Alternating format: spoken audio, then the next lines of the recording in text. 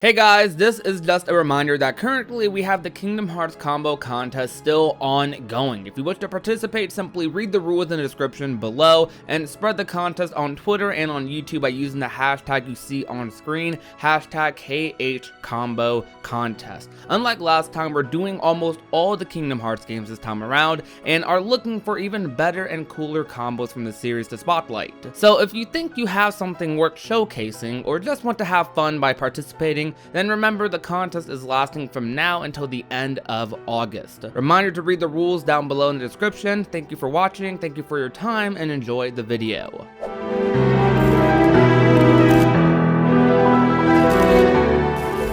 One of the most anticipated things about Kingdom Hearts 3 ReMIND was its secret episode, being assumed to be an encounter with Yozora, who was in Kingdom Hearts 3's secret ending. Curiosity was at an all-time high. We wanted to get a glimpse into the direction the Kingdom Hearts series will be going post-Darkseeker saga. And we sure got what we wanted. All the secret episode was a boss battle against Yozora, the official secret boss for Kingdom Hearts 3. Sorry Dark Inferno, you served your time, but the true king is here. We got 3 lengthy cutscenes in this secret episode, including a good and a bad ending for after you defeat the boss fight. I've already made a video about how the secret episode was perfect for Kingdom Hearts 3, and I stand by that. That, along with Kingdom Hearts 3's epilogue, added to the mystery that would serve as the foundation for this upcoming phase 2 of Kingdom Hearts, which debatably has already started with ReMIND. The secret episode to Kingdom Hearts 3, however, was pretty bizarre. Sora wakes up in this night sky version of the final world. He starts calling for anyone who may be out there, and Yozora responds, and shortly after the encounter happens, Yozora says he's heard of Sora, and Sora says if he's here,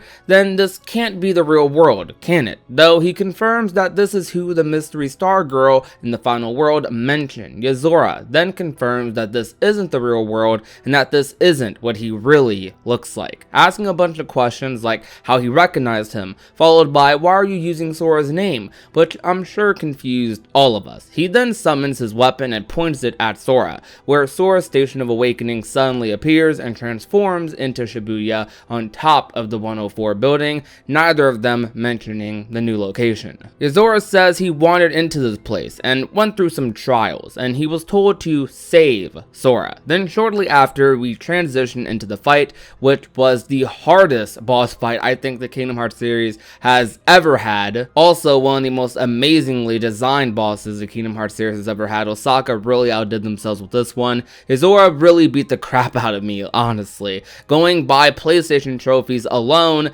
a alarming amount of people still have not beaten Yozora. So most people likely have seen the bad ending for the fight, which was a shocker to say the least, because we aren't used to seeing Sora lose. Well, at least not like this. Nothing crazy dialogue-wise happens aside from Yozora walking up to Sora's frozen/crystallized body saying, "I will save you." Totally not weird, though the scene transitions into a shot of Yozora in a daytime final world more similar to Sora's, while then transitioning to the infamous car cutscene from Versus 13's past trailers, but we'll get to that in a moment. On the good ending side of things, after Yozora is defeated, he talks about his powers not being needed yet, while slowly disappearing in a flash of light as Sora is now in the daytime version of the final world, while then transitioning to a similar but slightly different version of the car scene from Versus 13. The main difference this time around being a driver talking, who may or may not be Luxord, but we aren't here to talk about that today. What I want to discuss mostly is how bizarre these events are. The file names for both of these cutscenes, according to the data miners,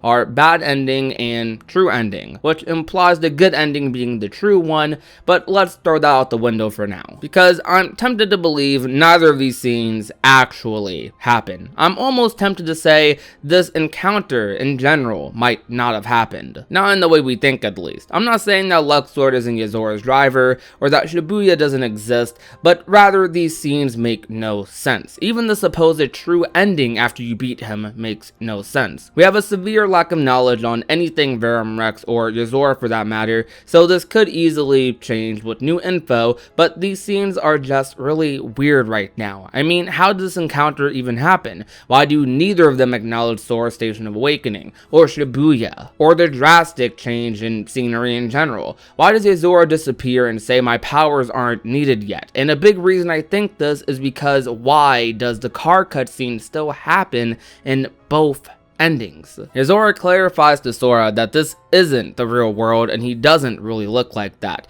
However, he still looks the exact same in the car scene after the battle and wakes up from a nap, it seems, in both endings, implying this is all a dream. It would make sense that in Yozora's past, during some arc that we don't know about, that Yozora changed his appearance, because as the secret girl said in the final world, he has been changed beyond recognition. We don't know what that means exactly, but Yozora's true identity has yet to be revealed. Is his name really Yozora? What does he actually look like? All of those questions are things that aren't even feasible to answer at the moment.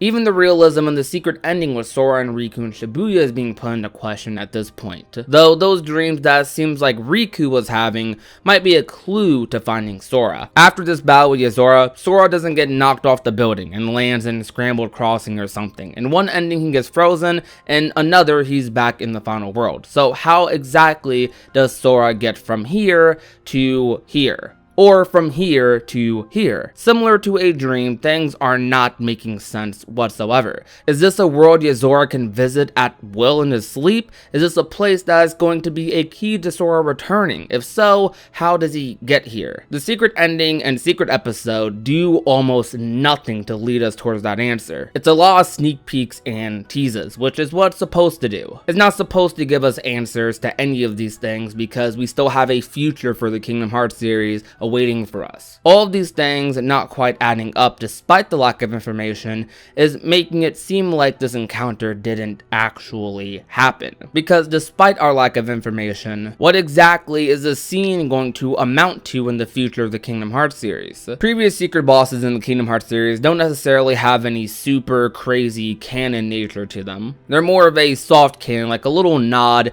but isn't anything that's brought up crazy in the story. And this might be a similar deal, though we can all admit that this secret episode, this secret boss, has a lot more substance and even weight than previous. Probably because they made an entire episode out of the secret boss compared to before, where you simply just go to a portal or go to X location and you fight the boss. This had a lot more build up, and even before ReMIND, we had the whole Verum Rex CGI thing and the secret ending. And also, based off of implications, we can assume that Yozora has quite a lot to do with Sora's situation, whether it's for the better or for the worse. So how exactly is this scene going to stack up to other cutscenes in the future of the series? Is it going to matter? What weight is this going to hold? All of those questions are just in my head right now. Sora remembers Yozora from the posters and toy box. Yozora seems to have a version of Sora in whatever world he is from. This seems like interaction completely caused and created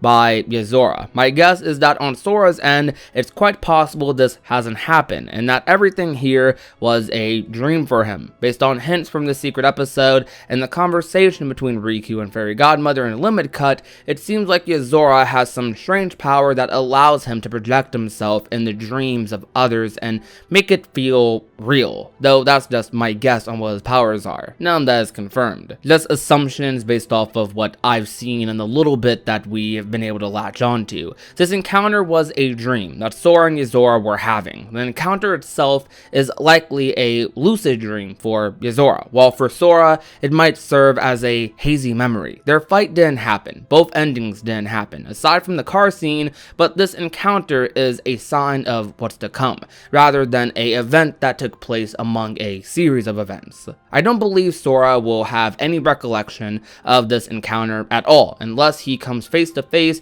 with Yozora again. I might be surprised if this encounter is even acknowledged in the future, because of how bizarre the scenes are. And if we're connecting this to the secret ending, and connecting the secret ending to the secret episode, some things clearly don't make too much sense. I'm almost tempted to say it 100% didn't happen at all. I feel like there's something really bizarre about about these scenes and that they don't quite connect in the same way that normal Kingdom Hearts cutscenes would connect. And that obviously could be because of a lack of knowledge and me overanalyzing to the point where I'm missing the bigger picture that has yet to be presented. But right now, this is what I'm seeing, this is what I feel, and until we get further information, this is probably what I'm going to think. Though the question is, what will happen next? I think the story will continue off of what the secret ending showed us, with Sora and Riku in Shibuya. I can imagine a scenario where Riku has to explore that world in his dreams, and he encounters Yozora in a similar fashion to how Sora did in the secret episode. It's all just hypothetical talk though. I just know that something isn't right about everything we've seen of Yozora and Sora's interactions.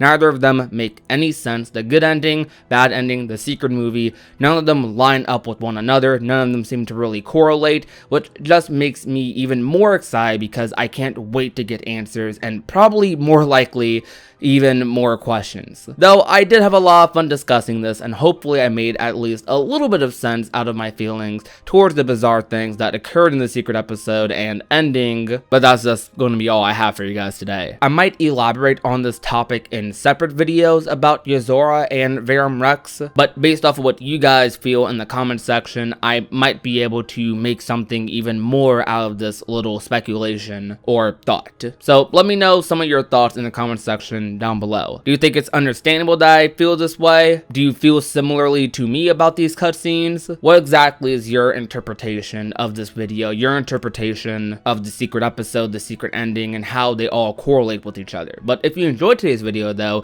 you already know what to do. Leave a like, share the video with a friend or a family member, and last but not least, if you have not already and want to become a part of the union, all you have to do is hit that red little subscribe button down below. My name is Prodigy, and I will talk to you guys soon. Peace out.